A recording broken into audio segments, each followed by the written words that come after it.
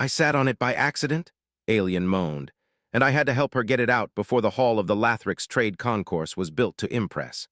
It rose like a silver canyon, its ceiling lost behind layers of light panels that shifted colors to match the mood of negotiations.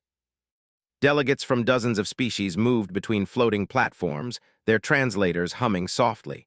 Voices overlapped in clicks, tones, and pulses, all smoothed into calm speech by technology. It was a place where mistakes were rare, and embarrassment was almost unheard of. That was why the sound froze everyone. A sharp, breathless cry echoed across the chamber, cutting through the polite noise like a blade. I sat on it by accident, the alien moaned, her voice strained and uneven. Every head turned. Lura of the Elari stood rigid near the central table, her tall, willowy frame locked in place. Her species was known for grace and careful movement, their bodies supported by a semi-crystalline inner structure that made sudden motions dangerous. Now her pale, translucent skin had dulled, faint fractures of light rippling beneath it. Her hands trembled as she tried to remain upright. The nearest delegate stepped back at once. Ilari physiology was delicate, and touching one without proper clearance was a serious offense in most systems. Medical teams hesitated, their eyes flicking to the council observers hovering above. No one wanted to be the one who caused an international incident. Lura gasped again, her knees buckling slightly. Inside her travel seat, hidden beneath the smooth, adaptive surface, something had gone terribly wrong. She had arrived late to the summit, exhausted after a long transit through unstable space lanes. During docking turbulence, a compartment under her seat had unlocked without warning. She had not noticed the small metallic object shift until she lowered herself into place. The pain had been instant. Now the object was lodged inside the hollow cavity of her ceremonial exoskeletal armor, pressing against sensitive internal supports. Heat spread through her body in slow, dangerous waves. I did not know it was there, she said through clenched teeth, humiliation mixing with fear. It was not listed in the cargo manifest. A murmur swept the chamber. Unregistered objects were forbidden within the concourse, especially near high-level delegates. A medical drone floated closer, its scanners flashing red almost immediately. Internal energy surge detected, the drone announced. Unknown device, removal risk classified as extreme. Several council members exchanged sharp glances. One made a subtle gesture and security fields flickered to life around Lura, isolating her from the crowd. This is unacceptable, a reptilian envoy hissed. Contain the situation. If the device detonates, it will not detonate, Lura said weakly, but it is waking. That word sent a ripple of unease through the room. Ancient technology still drifted through the galaxy, remnants of civilizations long gone. Some devices reacted to pressure, heat, or even biological presence. Many were banned because no one fully understood them. The drone's scanners intensified. Object identified as high-density mass anchor, gravity-based function suspected. A hush fell. Mass anchors were illegal in every known system. Even inactive ones were dangerous. When active, they could distort gravity enough to crush ships or tear structures apart. I cannot move, Lura whispered. If I do, it presses deeper. The medical team pulled back further. Protocol demanded a full evacuation and remote containment. That would take time Lura did not have. At the edge of the crowd, a human stood watching. Marcus Hale had not planned to attend the summit floor. As a systems engineer attached to the human trade delegation, his role was to remain in the background, fixing problems no one noticed until they broke. He had been reviewing power flow data on a wrist display when the cry sounded. Unlike most species present, Marcus did not step back. He frowned, eyes narrowing as he studied the drone's readings projected into the air. Gravity spikes, thermal buildup, structural stress, bad combination. How long until failure? He asked, speaking aloud without realizing it. Several aliens turned, surprised by the interruption. The drone answered automatically. Estimated time to catastrophic internal collapse, 7 minutes. 7 minutes, Marcus exhaled slowly. He had worked with gravity systems before, though nothing this old or unpredictable. Still, the basic principles were familiar. He took a step forward. A security barrier flared in front of him. Do not approach, a council guard warned. This matter is under. She's not going to last through your procedures, Marcus said. His voice was calm but firm. You need to get that thing out before it fully activates. The guard hesitated. Human, this is Elari biology. Any interference? I know, Marcus replied. Which is why you're all standing there doing nothing. Lyra lifted her head slightly, her luminous eyes focusing on him. Humans were rare in Elari space, and she had never spoken to one directly before. You would help? She asked, disbelief clear in her tone. Even knowing the risk, Marcus met her gaze. Yes, the council erupted in quiet argument.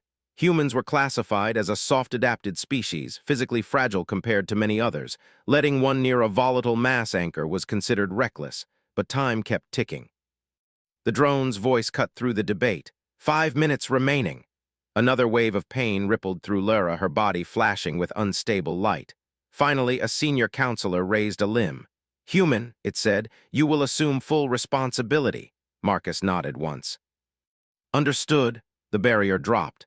As he approached, the air felt heavier, like gravity itself was thickening. His boots pressed harder against the floor with every step.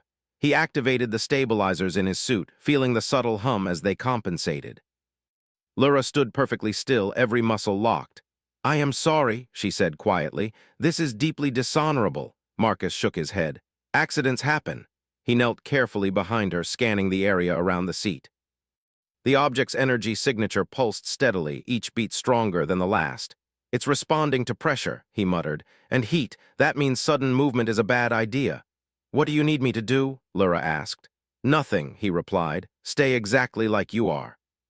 He reached into his toolkit and pulled out a set of compact field dampeners, usually used for ship repairs. He placed them around the seat, spacing them evenly. The gravity distortion eased slightly. The watching delegates leaned in despite themselves. Marcus adjusted the dampeners, sweat forming on his brow as the force increased again. His arms felt heavier, every motion slower. This thing, he said, mostly to himself, it's not fully active yet. It's anchoring, but it hasn't locked. Lyra swallowed. If it locks, then it doesn't let go of anything it touches. He repositioned one dampener closer to her armor, careful not to make contact. The reading steadied for a moment. There, he said softly, that bought us some time. How much? The drone asked. Maybe 3 minutes, Marcus answered, if I'm lucky. A sharp crack sounded beneath Lyra's skin and she cried out. Marcus froze. I'm still, she gasped. I did not move. I know, he said quickly, the pressure's increasing on its own. He realized then that the object was not just reacting, it was adapting. Human instincts kicked in, honed by generations of working with tools that broke if treated gently. All right, he murmured. If you won't let go, we change the rules. He braced himself, placing one hand against the reinforced edge of the seat. The gravity pulled at him immediately, muscles straining. Several delegates shouted in alarm. Marcus ignored them.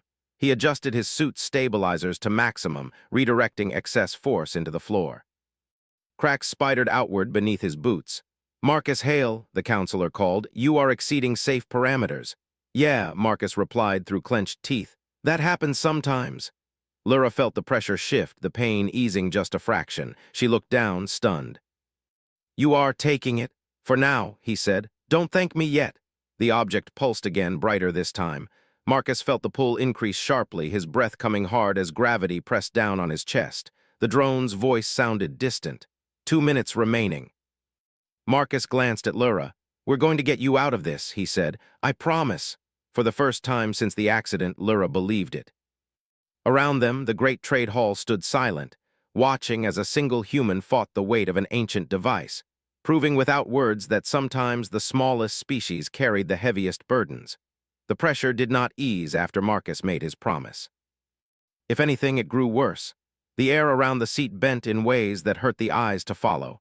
Lights stretched, colors smearing slightly as if the space itself was being pulled inward. The hum of the field dampeners deepened into a strained whine, warning tones flickering across Marcus's wrist display. Lyra stood perfectly still, her breathing shallow and controlled. For an Elari, control was everything. Panic could cause microfractures inside her crystalline support frame. Even now, faint lines of stress glowed beneath her translucent skin. You must stop, she said quietly.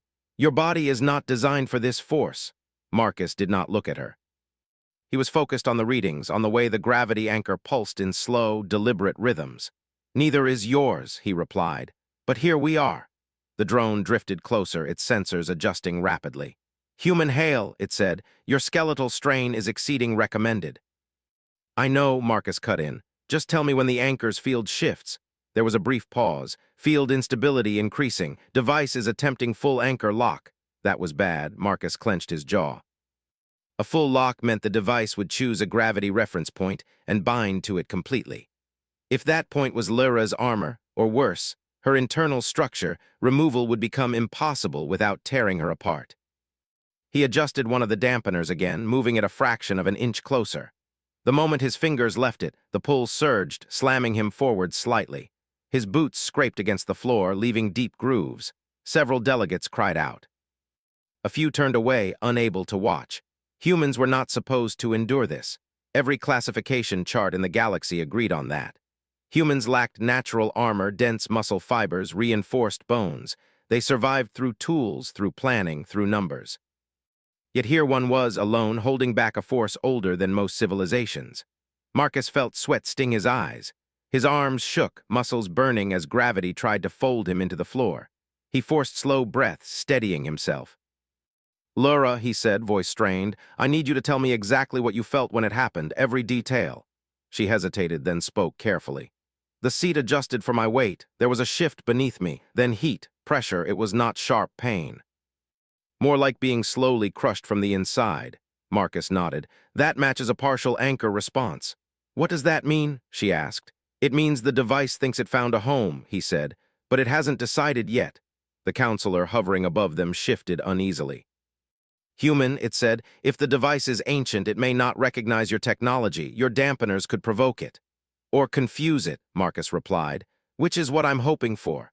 He reached for another tool, a compact harmonic emitter.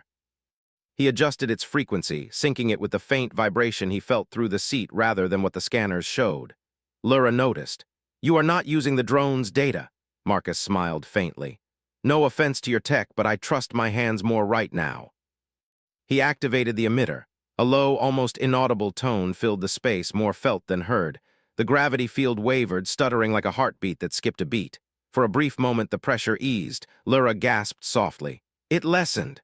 That's good, Marcus said. That means it's listening. The drone recalibrated. Gravity field coherence disrupted, device response uncertain. Perfect, Marcus muttered. Uncertain is better than confident. But the relief did not last. The anchor pulsed again, harder this time, as if irritated. The gravity slammed back with renewed force. One of the dampeners sparked, its casing cracking. Marcus swore under his breath and shifted his stance, spreading his weight to keep balance. Pain shot through his legs, joints protesting. The drone's voice sharpened. Structural failure imminent, 2 minutes to critical threshold. Lyra's vision blurred at the edges. She focused on Marcus, on the way his shoulders trembled under invisible weight. Why? She asked suddenly. Why do you do this? Marcus did not answer right away. He adjusted the emitter again, teeth clenched. Humans, Lyra continued softly, are known for caution, for negotiation. This is not logical. He exhaled slowly. Yeah, we get told that a lot. He glanced at her, meeting her eyes. But we're also the species that crawled into burning machines to pull out strangers. We don't always walk away when things get dangerous. She absorbed that in silence. The counselor spoke again, voice tense. Human hail, if you fail, the loss will be unacceptable. Marcus let out a short, humorless laugh. Welcome to the feeling. Another crack sounded beneath Lyra's skin. She stiffened, a sharp intake of breath betraying her control. Marcus felt it too. The anchor's pull shifted, angling inward. It's locking on to your core supports, he said. I don't like that. What can be done? She asked. He hesitated, then said, I can give it a better target. The words hung in the air. Several council members reacted at once. That is not permitted, one snapped. You will not. Marcus raised a hand without looking at them. I'm not asking permission. He adjusted his suit, rerouting power from mobility to structural reinforcement. Warning lights flared across his display, ignored. Lyra's eyes widened. You would redirect it to yourself. For a few seconds, he said, just long enough to loosen its grip on you. That could kill you? Maybe, he admitted, but it will definitely kill you if we don't try something. The drone interjected. Probability of human survival under full anchor load, low. Marcus shrugged slightly, the movement costing him. Low isn't zero. He placed both hands firmly against the seat, bracing himself fully this time. He could feel the anchors pull like a living thing now, probing, searching. "Okay," he said softly. "Come on, take the bait." He increased the emitter's output, syncing it to his suit's energy signature instead of Lura's armor. The effect was immediate. The gravity surged violently, snapping toward Marcus like a hooked line. He cried out despite himself as the force slammed into him, compressing his chest, driving him down. The floor cracked beneath his knees. Lura screamed his name as she felt the pressure tear away from her body, the pain easing sharply for the first time. The anchor had shifted. Marcus felt like the universe was sitting on him. His vision tunneled, dark spots dancing at the edges. Every bone in his body felt like it was being squeezed inward. He tasted blood. "Marcus!" Lura shouted. "Stop, please!" He forced himself to breathe, shallow and fast. "Don't move," he gasped. "It's working." The drone's tone rose. "Anchor focus redirected. Human hail now primary reference." Council alarms blared. The anchor pulsed, trying to lock fully onto Marcus. He felt its pull tight and searching for stability. He gritted his teeth and shifted slightly, making himself unstable on purpose. He rocked forward, then back, refusing to give it a fixed point. "Can't lock what won't stay still," he muttered. Lura stared in shock as the human deliberately moved under crushing gravity, each motion slow and agonizing. She felt the device loosen inside her armor, its pressure fading to a dull ache. "Marcus," she whispered, awe and fear mixing, "you are damaging yourself." "Yeah," he said weakly, "that's the idea." One of the dampeners failed completely, exploding in a burst of sparks. The gravity spiked again, slamming Marcus flat against the floor. He groaned, arms splaying, but kept one hand pressed to the seat. The drone recalculated rapidly. Anchor instability increasing. Full lock prevented. Window for extraction opening. Marcus laughed hoarsely. "Hear that? Window!" The medical team stirred at last, rushing closer with specialized tools now that the risk to Lura was reduced. "Careful," Marcus warned. "If you pull too fast." "We know," one medic said, voice tight. "We are ready." Lura felt gentle pressure as the medics worked, carefully disengaging her armor's inner cavity. The anchor shifted again, protesting. Marcus cried out as the pull intensified briefly, then lessened. "Almost there," he said, though his voice was barely audible now. The anchor slid free of Lura's armor with a low, ominous hum. The moment it did, Marcus slammed his palm against a control on his suit, venting excess energy and killing the emitter. The gravity snapped inward violently, then collapsed. Silence fell like a dropped curtain. Marcus lay still on the cracked floor, chest heaving. Every muscle screamed in protest. He felt heavy, so heavy, like he might sink through the surface beneath him. Lura staggered forward, catching herself on the edge of the seat. The pain was gone. She was free. Her gaze snapped to Marcus. "Medical," she cried. "Help him." The drone hovered over Marcus, scanning rapidly. Severe strain detected, multiple microfractures. Human remains conscious. Marcus opened one eye weakly. "Hey," he rasped. "Told you we'd get you out." Lura knelt beside him despite the gasps from the council, ignoring protocol. Her hand hovered, uncertain, then gently rested against his sleeve. "You should not have survived that," she said, voice trembling. He smiled faintly. "Yeah, we do that sometimes." Around them, the trade hall remained silent, every species present forced to reconsider what they thought they knew about humans.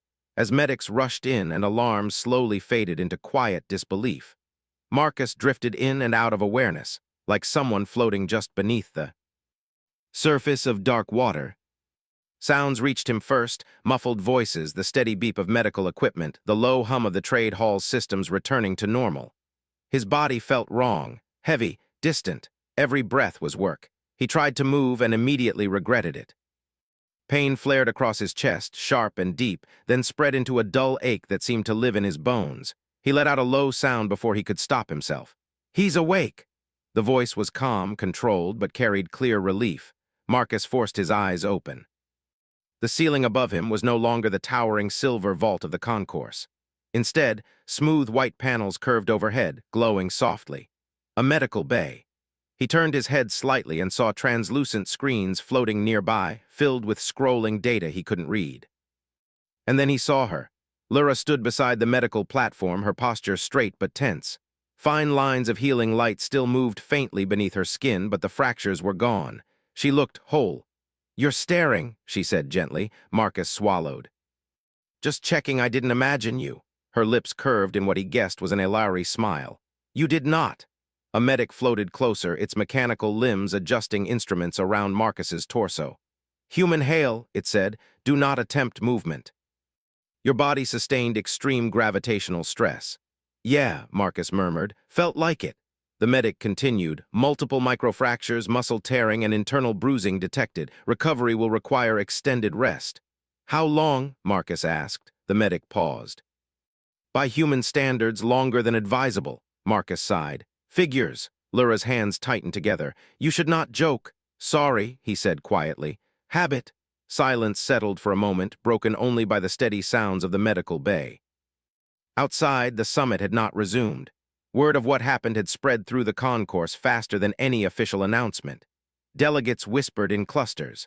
Some watched the sealed doors of the medical wing with open curiosity, others with something closer to unease. Inside the bay, a senior counselor appeared on a hovering platform, its many eyes fixed on Marcus.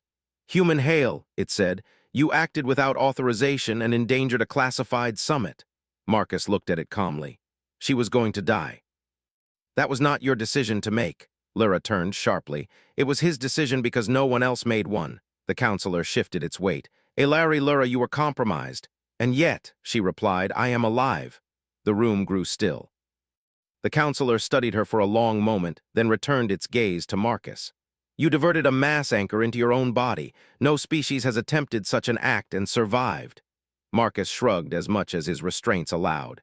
Guess you can update the records. That earned a ripple of quiet reaction from the observers behind the counselor. The device, the counselor continued, has been secured. Preliminary scans confirm it is an ancient gravity anchor dormant for millennia. Lyra stiffened. How did it end up in my seat? That, the counselor said, is under investigation.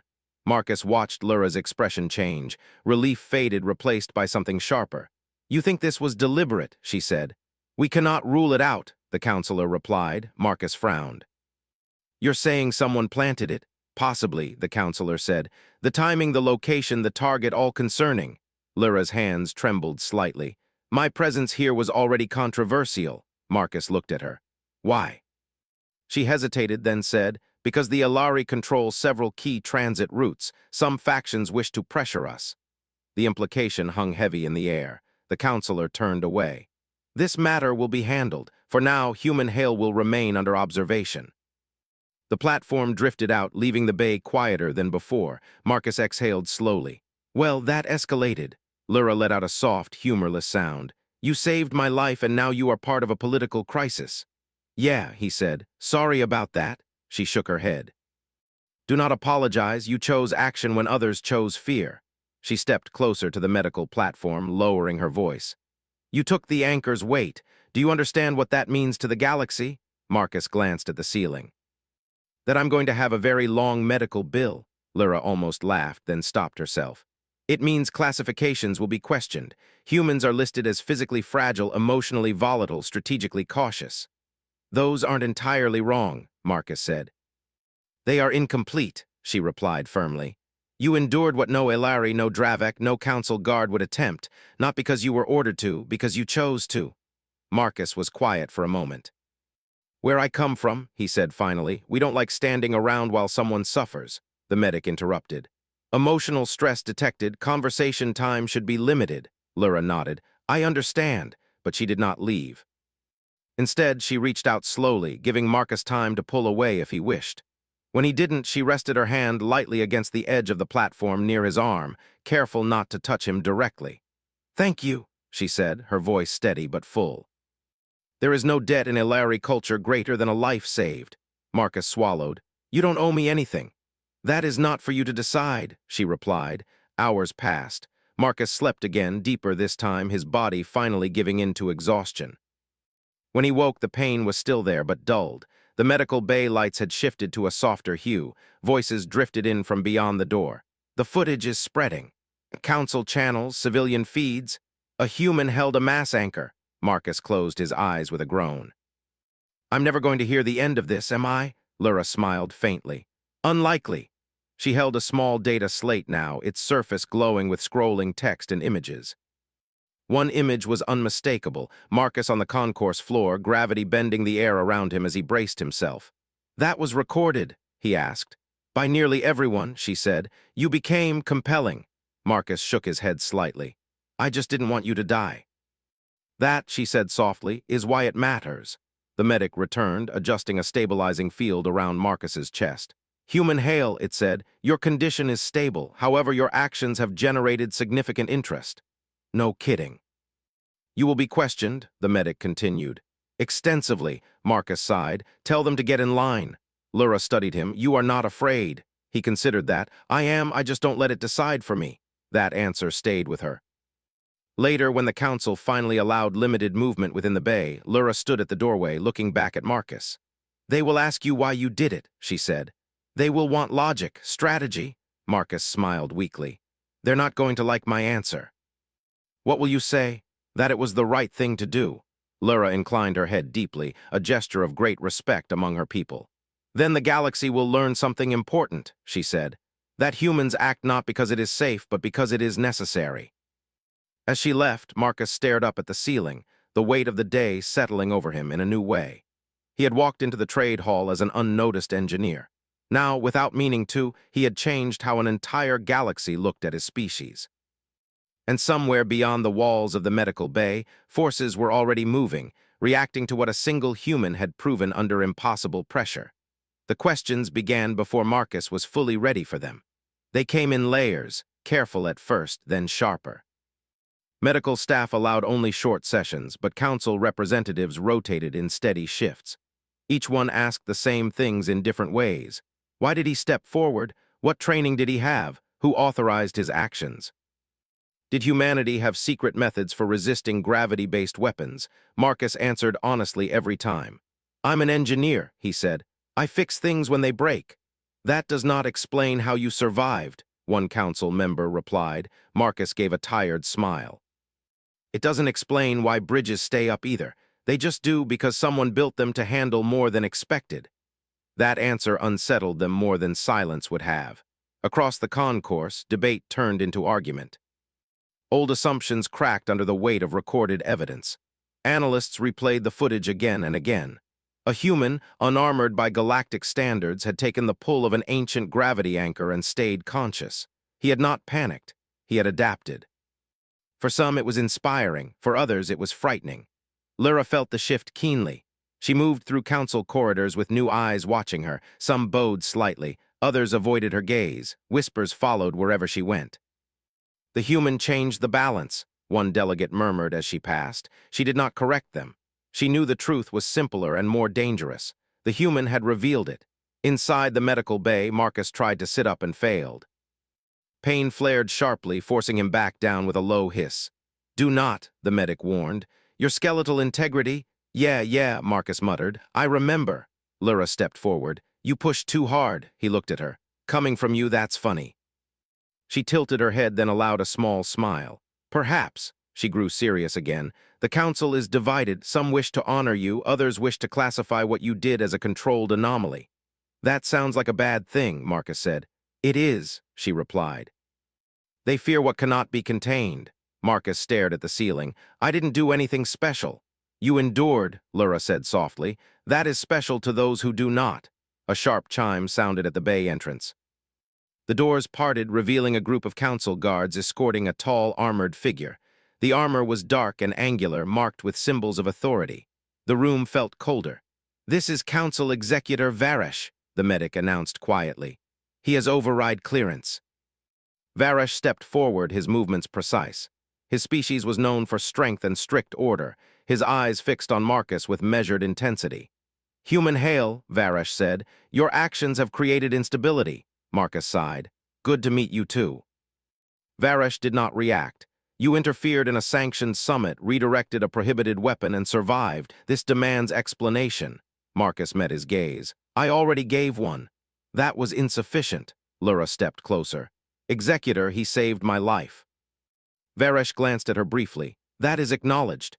"Then why is he treated like a threat?" she demanded. Varesh folded his hands. "Because heroes are more dangerous than enemies. Enemies are expected to cause harm. Heroes inspire others to act."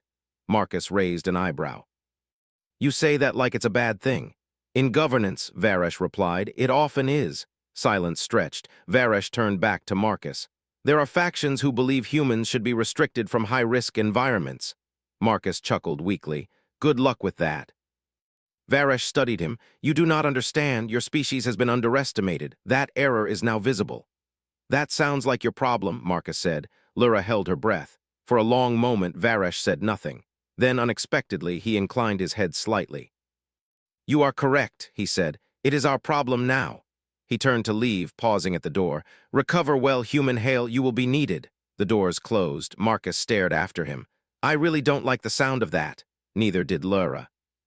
Hours later, alarms rippled softly through the concourse. Not evacuation alarms, security alerts. Controlled, contained, but urgent. Lyra was in a briefing chamber when the message arrived. She read it once, then again, her skin dimming slightly. Marcus felt it before he heard it, the subtle vibration through the station, the faint shift in gravity, barely noticeable but wrong. The medic noticed too. External disturbance detected. The doors slid open and Lyra rushed in. They found another anchor, she said. Not ancient, modified. Marcus's stomach tightened. Where? Docking ring 7, she replied. Hidden in a cargo vessel. Marcus closed his eyes. So it wasn't an accident. No, she said. It was a test.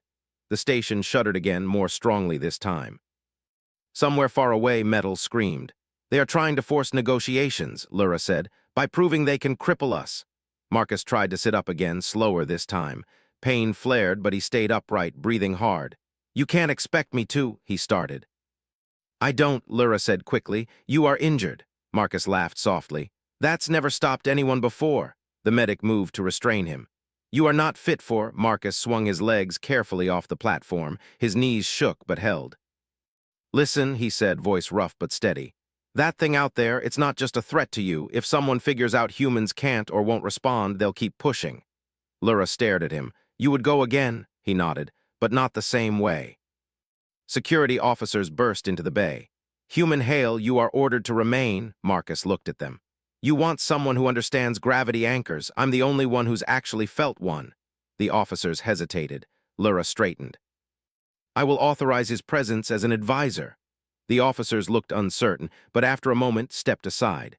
Docking ring 7 was chaos held barely in check. Emergency fields shimmered around a massive cargo vessel, its hull warped inward as gravity bent unnaturally around it.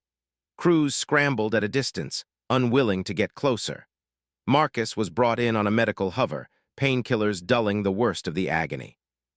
Even so, every movement sent sparks through his body. He studied the readings projected above the deck. This one's newer, he said. Someone tuned it. Lyra stood beside him. Can it be removed? Yes, Marcus said, but not safely. The anchor pulsed, pulling harder with each cycle. The emergency field strained. If it locks, a technician said, the ring will collapse. Marcus exhaled slowly. Then we don't let it lock. He closed his eyes for a moment, focusing. The memory of crushing weight returned, sharp and vivid. We need to confuse it, he said. Multiple unstable reference points. Don't let it decide. Lyra caught on quickly. Redirect the pull across several masses, Marcus nodded. Humans use this trick in construction. Spread the load.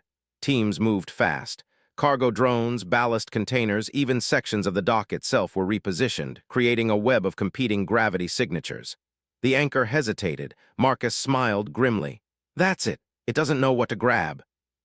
But then the pulse spiked violently. One of the emergency fields failed. The deck lurched. Crew members shouted. It's adapting, Lyra said. Marcus's heart pounded. Of course it is. He looked at the anchor, then at the crew, then at Lyra. I can stabilize it, he said. Just long enough. No, she said immediately. Not again. Marcus met her gaze. This time I won't take it alone. He tapped his communicator. Engineering teams, on my mark, synchronize your dampeners with my suit. The channel exploded with protest. This is madness. You'll die, Marcus swallowed. Maybe, or maybe we show them something else about humans. Lyra stepped forward, her voice firm. Do it. The countdown began. Marcus felt the familiar pull as he activated his suit, weaker than before but still crushing. Pain flared white-hot, but he held on. Now, he shouted. Across the dock, dampeners flared to life in perfect sync. The gravity field fractured, splitting its focus across dozens of points. The anchor screamed, not in sound, but in force, then destabilized. Marcus collapsed to one knee, barely conscious. But the lock never formed. The anchor's pulse faltered, then died. Silence fell, broken only by the hiss of cooling metal. Medical teams rushed in. Marcus slumped forward, caught by strong arms. Lyra knelt beside him, her hands steady despite the tremor in her chest. "You did it," she said. He smiled weakly. "Told you, spread the load." Around them, the crew stared in stunned silence. This time, it was not just one human against impossible force. It was human thinking, human stubbornness, human refusal to accept that something could not be done. And across the galaxy, as reports began to spread, one truth became impossible to ignore. Humans did not dominate through strength alone. They endured, adapted, and when pressed by the weight of the universe itself, they leaned back and held. The station did not celebrate right away. After the second anchor was neutralized, the lights dimmed slightly across the docking ring as systems cooled and power was rerouted. Emergency crews moved with quiet focus, checking structural damage, sealing fractures, guiding shaken workers away from danger. The silence was heavy, filled with the understanding that something very close to disaster had just been avoided. Marcus was taken back to the medical bay, this time surrounded by more personnel than before. His body finally gave up the fight and slipped into deep unconsciousness almost as soon as he was placed on the platform. The damage was worse now, his muscles exhausted beyond safe limits, his bones strained again. But he was alive. That fact alone changed everything.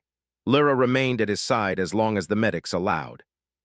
When they finally insisted she leave so they could work, she stepped out into the corridor and stood still, letting the events settle in her mind. She had seen wars. She had negotiated ceasefires that balanced entire star systems on a single word. But she had never seen anyone face danger the way Marcus Hale did, not for power, not for pride, not even for his own people. He acted because someone needed to. The council chamber filled quickly. Representatives arrived from every major faction, some in person, others by projection. The air buzzed with overlapping voices, emotion breaking through the usual careful control. "This is escalation," one delegate argued. "This is proof of hostile intent," said another. "This is proof of human unpredictability," a third snapped. Lyra stood at the center, listening. Finally, Council Executor Varesh raised a hand. Silence fell. "The anchors were not accidents," Varesh said. "They were tests. Someone wanted to see how we would respond." "And we failed the first one," a delegate said bitterly. "No," Varesh replied. "We hesitated, a human acted." That caused another wave of reaction. "Which is precisely the problem," someone said. "If humans can do this, what else can they do?" Lyra stepped forward. "They can help." All eyes turned to her. "They did not bring the weapon," she continued calmly.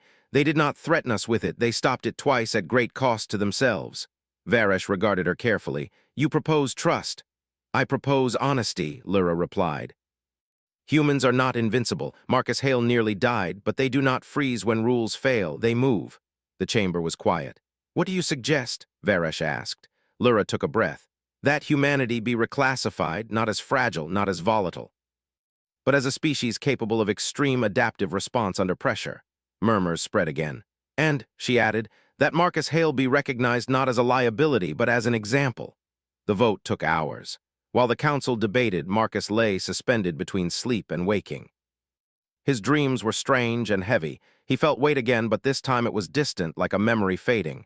Voices drifted in and out. "Stable." Lyra was there again. She noticed immediately. "You are awake." Marcus swallowed. His throat was dry. "Please tell me there aren't more anchors." She smiled, a real one this time. "None detected." "Good," he murmured. "I'm running out of clever ideas." "You are running out of strength," she corrected gently. "Yeah," he agreed. "That too," she hesitated, then said. "The council has made a decision." Marcus closed his eyes briefly. "That sounds serious." "They have formally acknowledged your actions as life-saving and stabilizing," she said. "You are no longer under investigation." He opened one eye. "That's it, no prison?" "No prison," she said, amused. "Instead, they wish to thank you," Marcus groaned softly. "I was afraid of that." Lyra tilted her head. "Why?" "Because gratitude from governments usually comes with paperwork," he said. She laughed quietly, the sound light and unfamiliar. "They have also changed humanity's classification," she added. Marcus blinked. "They did what?" "You are no longer listed as a low-threat support species," she said. Humans are now considered a high-resilience, high-adaptability civilization. Marcus stared at the ceiling. I'm going to hear about this for the rest of my life. Yes, Lyra said, you will. Later, when Marcus was strong enough to be moved, he was brought not to a podium or a stage, but back into the trade hall. The cracked floor had been repaired. The seat where Lyra's accident began was gone, replaced with a simple open space.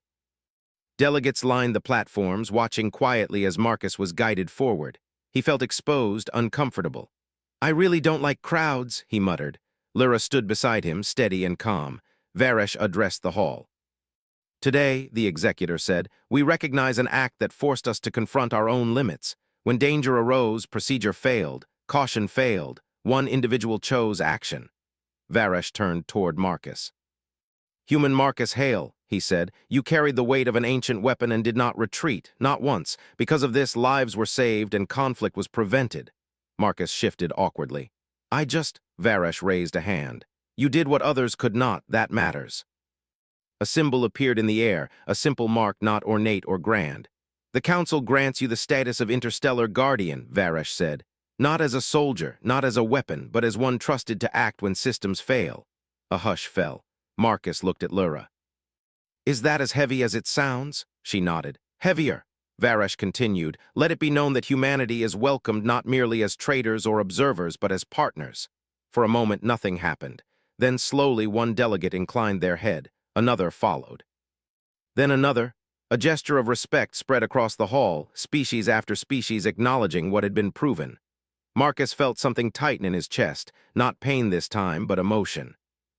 Afterward, when the hall emptied and the noise faded, Marcus and Lyra stood alone near the center. It's over, Marcus said quietly. For now, Lyra replied. He looked at her. What happens next? She considered. Investigations, treaties, changes, and us, he asked. She met his gaze. You recover, and when you are ready, you help us design systems that do not rely on sacrifice. Marcus smiled tiredly. That sounds like something worth doing. As he was guided away, the station returned to its usual rhythm. Ships departed. Trade resumed.